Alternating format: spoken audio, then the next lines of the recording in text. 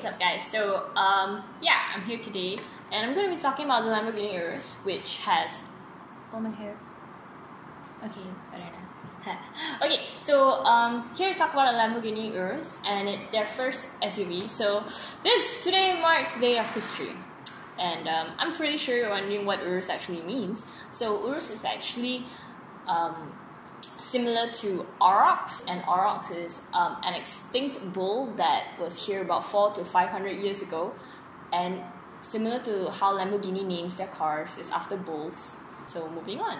So Lamborghini Urus is a 4-liter petrol V8 twin-turbo aluminium engine. It has 650 horsepower and 850 Nm of torque. I think that's pretty crazy for a freaking SUV. When I first saw it, it looks like a freaking pit bull, which doesn't look like a pit bull. It looks like a pit bull to me, and I love pit bulls, but it really looks like a pit bull to me. It goes from 0 to 100 in 3.6 seconds, and its top speed of 305 km an hour. It also has an automatic 8-speed gearbox, and I can't really say much about how it drives and how it feels because I haven't actually driven it, but please Lamborghini, I want to try. I would really love to. I'm really not too sure they will get the opportunity to. I really hope I do, but yeah, so far no news, but I do hope. Oh my god, it's like the first Lamborghini SUV! And when I saw it in pictures at first, I was like, so. And but when I actually saw it in front of my eyes, when they first unveiled it, and when they dropped the top, it was pretty good, and I was actually quite surprised. From the exterior, it, like, when you see it now, it has concave and convex lines, and I actually realized during the BMW X2 launch that the concave and convex lines and the lines along the body actually plays a really huge difference in the whole exterior of the car and how it looks. And because when you actually see it on the road, it actually looks more aerodynamic, it looks fiercer in a way, and it looks faster, which I actually really like it. The SUV is an all-wheel drive, but it's a rear-wheel steering. So it's pretty interesting because it adopts the rear steering, which is introduced in the Aventador S, if I'm not wrong. The rear steering varies up to plus minus 3.0 degrees, whereby at the front, when you're turning right, the back wheels actually point to the left a bit so that you take a bigger circle and you turn, which, yeah, I think it helps with the dynamics of driving. I haven't tried it, so I don't know. I'm just telling you theoretically. Please bear with me. And I really hope, again, Lamborghini, I hope I can try it. So yes, so as you can see from the side, the front actually looks lower than the back just by a bit. It's not very noticeable, but if you pay attention to it and you look at it for a longer period of time, you can actually see it. And when you first look at it, it seems very muscular. It has a lot of strength. It's like it's very solid, and it's just very buff SUV. Again, a pit bull. That's how I see it. And yeah, it's like very muscular pit bull lah, basically. Okay. So moving to the front, as you can see, I don't really like the front, to be honest. It looks very, very, very angry. It's like, and I don't like the front. I personally don't like the front, but a lot of people do. I don't. It's very hexagonal. The front is basically where the air intake comes in, and the hexagonal shapes actually help with the air intake. I love the headlights. It's like a wishbone thing. It's like a Y. I know it's a Lamborghini thing, but to me it looks like a wishbone. I really, really like it. I think it's very distinctive. A lot of car makers now, they're making their headlights very distinctive, and I love it. And I like that Lamborghini has a Y, because Y obviously is a Lamborghini kind of thing. Moving to the side, it has frameless doors, and I think this is pretty cool. Honestly, it looks pretty cool from the side that it has frameless doors, and when you actually put the windows down, it's so cool. It's pretty cool. I personally like it, but I think when you sit inside, it feels a bit claustrophobic because the windows aren't exactly very tall or wide. It looks very sleek, it looks very small.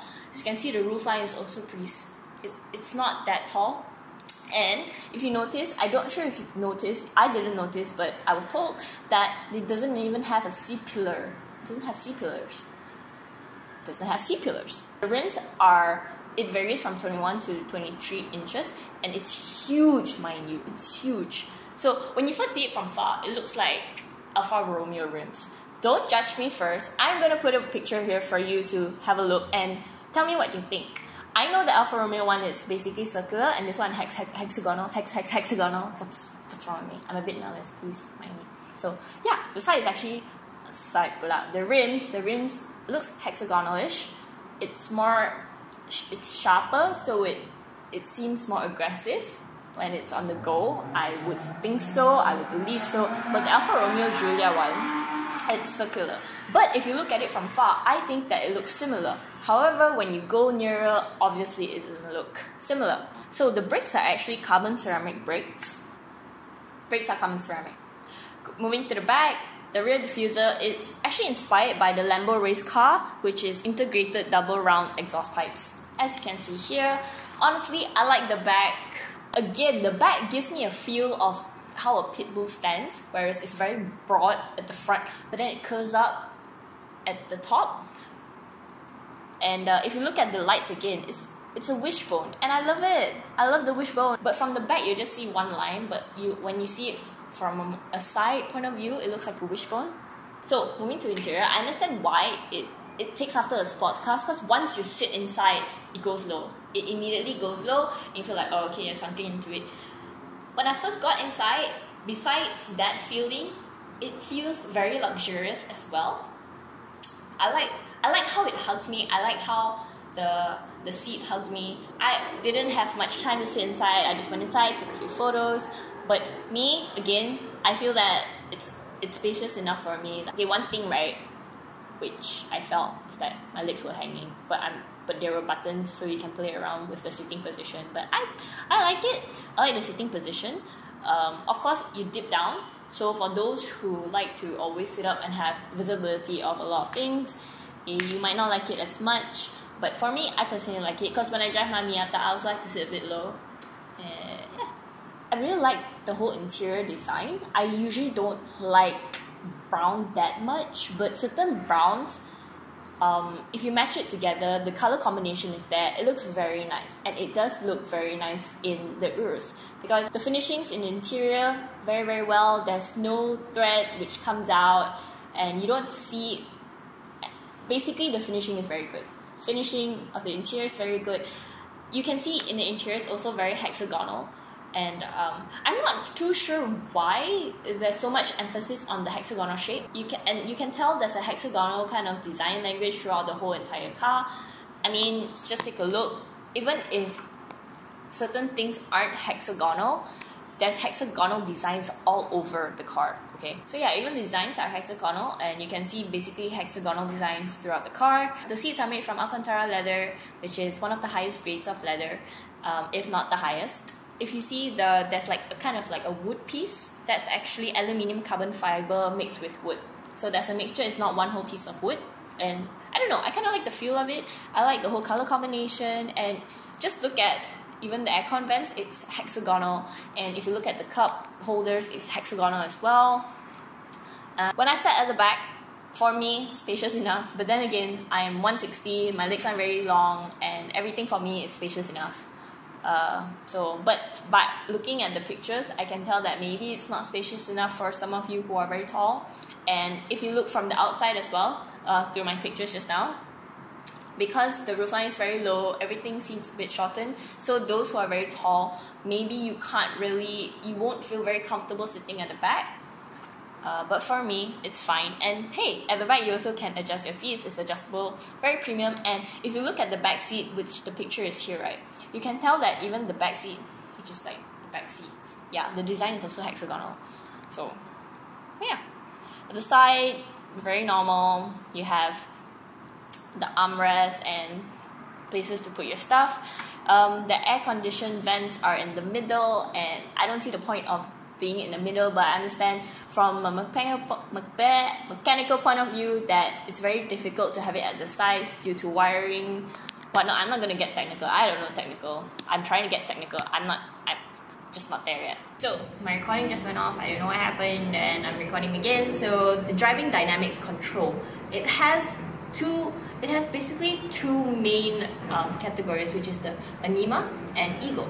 And I actually went to Google this. I was wondering why they call it anima, and it's pretty interesting because the anima is actually Jung's term for the feminine part of the man's personality. And if you don't know who Jung is, Young. It's actually, his name is Young, and it's Carl Young. Basically, he's also a psychologist. He studies the human mind. Anima is basically where you have all the controls of how you want to drive. The newer ones that they have in the Urus is the Terra and Sabia. Terra is basically for off-roading and Sabia is for sand, which we don't really have here. Maybe sand, not so much Terra. And the Ego mode is basically how you want to personalize your driving style. You can choose the required rigidity or a very comfortable mode, very sporty mode, aggressive. Basically, you can set it according to how you like it. Yeah, basically that's what it is. And that's the end of what I know about the Urus and the pictures and here. So personally, I like the design. I think it's very sleek. It looks like a pit bull. Again, I'm emphasizing on that because all I can think about is a pit bull. It's so cute. And that's what I think of it based on photos, how it looks, the touch, the feel. Alcantara leather. I love Alcantara leather. So that's what I think about it. Do the photos, do the videos. Here's a short video of the walk around. Tell me what you think about it.